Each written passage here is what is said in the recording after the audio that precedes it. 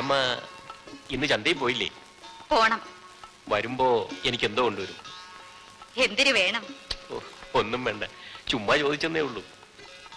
ചെല്ലമ്മ ഇന്നലെ രാത്രി ഉറങ്ങിയില്ലേ? എങ്ങനെ അറിഞ്ഞു? ചിമ്മിനി വിളക്കരിയുന്ന കണ്ടു.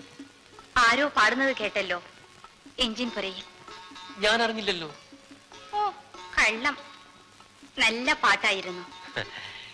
ചുമ്മാ ഒറ്റയ്ക്കിരുന്നപ്പോൾ അറിയാതെ പാടിപ്പോയി. അതിനുശേഷം ഞാൻ ഇവിടെയൊക്കെ ഉണ്ടായിരുന്നു. അയ്യോ, അതെന്തിനാണ്? ആ പാർവതികാർ വല്ല ശല്യവും ചെയ്യുന്നുണ്ടോ നോക്കാൻ. എനിക്കും ഭയങ്കര പേടിയായിരുന്നു. അങ്ങനെ ഒന്നും അങ്ങ് പേടിക്കണ്ട കേട്ടോ. ഞാൻ കുളിക്കട്ടെ.